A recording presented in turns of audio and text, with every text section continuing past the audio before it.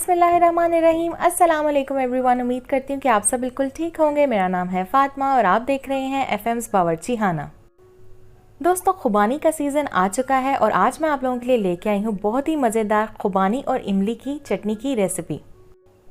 ये चटनी इंतहाई मज़े की बनती है। अगर आप दही बल्ले बना रहे हैं उसके साथ इसको ऊपर डाल के सर्व कीजिए। चना चाट बना रहे हैं उसमें ये बहुत अच्छी लगती है। इसके अलावा किसी भी सालन के साथ आप इसको खाएंगे तो आपके सालन का मज़ा दोबाला हो जाएगा। रेसिपी को स्टार्ट करते हैं। सबसे पहले मैंने 1 किलो खुबानी को गुठली निकाल के पूरी रात के लिए पानी में भिगो के रख दिया था फ्रिज के अंदर। इसके साथ साथ मैंने इमली को भी भिगो के रख दिया था। ये तकरीबन 1 कप इमली का पल्प है जो कि मैंने ब्लेंडर में डाल दिया। खुबानी भी मैंने सारी ब्लेंडर में डाल दी और खुबानी का जो पानी था जिसमें खुबानी को भिगो के रखा था वो पानी भी सारा हमने ब्लेंडर में डाला है। 1 इंच अदरक का टुकड़ा डाला है। इसको हम अच्छे से ब्लेंड कर लेंगे।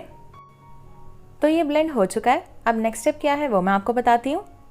आपने लेना है 1 अदद फ्राइंग पैन। इसके अंदर आपने डाल देना है ये सारा खुबानी और इमली का पल्प।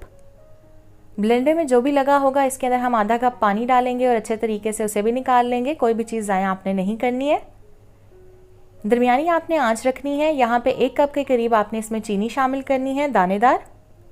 इसे हम मिक्स कर लेंगे। मिक्स करने के बाद आपने इसमें कुछ मसाले शामिल करने हैं जिसमें 1 छोटी चम्मच नमक का डालिएगा।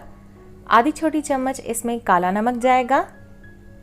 फिर इसमें हम डालेंगे 1 छोटी चम्मच पिसी हुई लाल मिर्च का पाउडर, आधी छोटी चम्मच ज़ीरा पाउडर, आधी छोटी चम्मच धनिया पाउडर। ये सारी चीज़ें डाल के आपने इसको मिक्स करना है और इसे इतना पकाना है कि ये गाढ़ी हो जाए। जैसे जैसे ये पकती जाएगी इसके ऊपर इस तरीके की झाग बनती जाएगी। आपने इसे चम्मच की मदद से हटा लेना है। ये आपके किसी भी काम की नहीं है तो इसे लाजमी उतार लीजिएगा। सो गाइस, आप देख सकते हैं कि जैसे जैसे ये चटनी पकती जा रही है वैसे वैसे ये गाढ़ी भी होती जा रही है। इस स्टेज पे आपने इसके अंदर 3 बड़े चम्मच सफ़ेद सिरके के डालने हैं। सिरका डालने से ये चटनी जल्दी ख़राब नहीं होती और ज़्यादा टाइम तक आप इसे स्टोर करके रख सकते हैं फ्रिज के अंदर।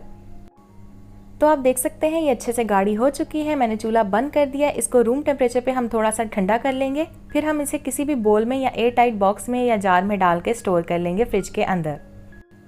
ये चटनी बहुत ही मज़े की बनती है। आप इसे डिफरेंट स्टॉल्स में जाके खाते ही होंगे लेकिन आपको इतना आइडिया नहीं होगा कि ये खुबानी की चटनी है।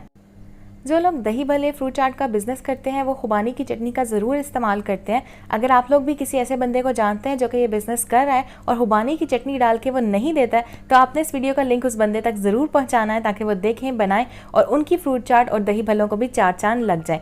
वीडियो अच्छी लगी हो तो इसे लाइक कीजिएगा, शेयर कीजिएगा, कॉमेंट कीजिएगा, चैनल को सब्सक्राइब करके बेल आइकन प्रेस कर लीजिएगा।